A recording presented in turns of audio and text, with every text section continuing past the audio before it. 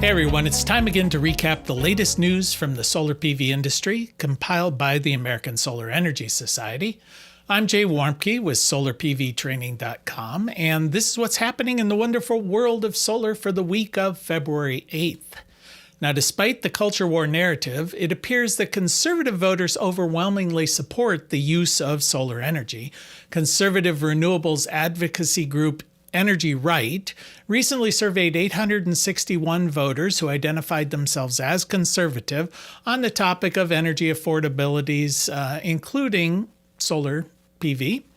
In nearly every category, 50% of the respondents or greater indicated that they would support solar development, especially if it benefited local agriculture, the economy in general, the energy infrastructure, or affected energy pricing. 58% they said they would support increased solar development, 25% opposed it, and 17% were unsure.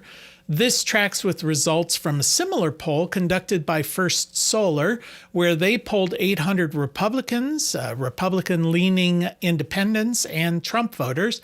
A slight majority of these voters, 51%, said that they favored utility solar energy. 30% opposed it, and 19% didn't take any position on it at all. Now, according to the 2025 Long-Term Reliability Assessment Report released on January 29th by the North American Electric Reliability Corporation, or NERC, the electric grid faces growing reliability risks over the next decade as demand growth threatens to overwhelm the grid. The annual reliability assessment serves as a snapshot of grid adequacies over the coming decade. The survey projects that summer peak demand could surge by 224 gigawatts. That's 69% more than was projected in 2024. Winter demand could surge even higher by 245 gigawatts, a 65% increase over what they projected last year. According to NERC, compound annual growth rates for summer and winter peak demand are the highest ever projected since tracking started in 1995. Artificial intelligence, data centers, and the digital economy account for most of the projected load growth, but the report also identifies the electrification of large industrial facilities, electrified transportation, crypto mining, heat pump deployment, and demographic trends as primary demand drivers. The game of solar whack-a-mole continues as the U.S. Department of Commerce is nearing the end of its investigation on solar panels from India, Indonesia, and Laos. Solar panels from China first faced significant U.S. tariffs in 2012 when the Obama administration imposed anti-dumping and countervailing duties averaging around 31 to 36%. Chinese manufacturers then moved operations to Malaysia, Thailand, Cambodia, and Vietnam to avoid those tariffs.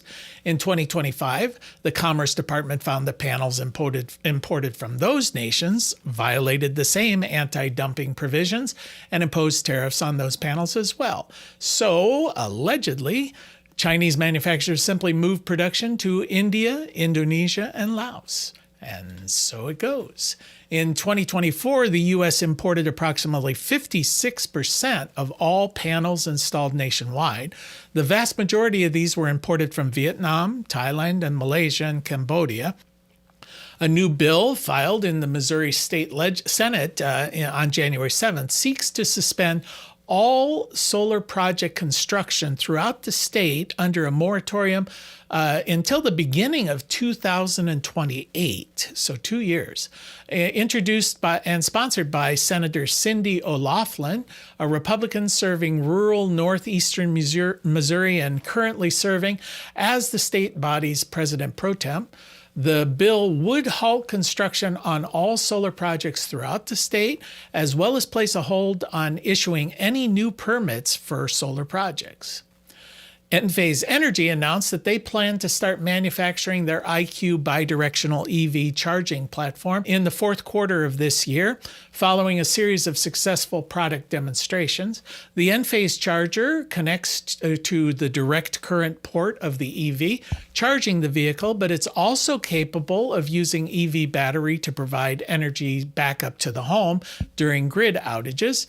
The bidirectional charger has been tested on U.S. and European electric vehicles. The system is engineered to work with residential and light commercial single-phase and three-phase energy systems. It's developed to follow bidirectional standards, including UL 1741, IEEE 1547, and open communication standards such as ISO 15118-20 to support vehicle interoperability and standards-based vehicle-to-home and vehicle-to-grid functionality for all compatible vehicles. And that's the news from the solar industry for this week. We'll see you next week.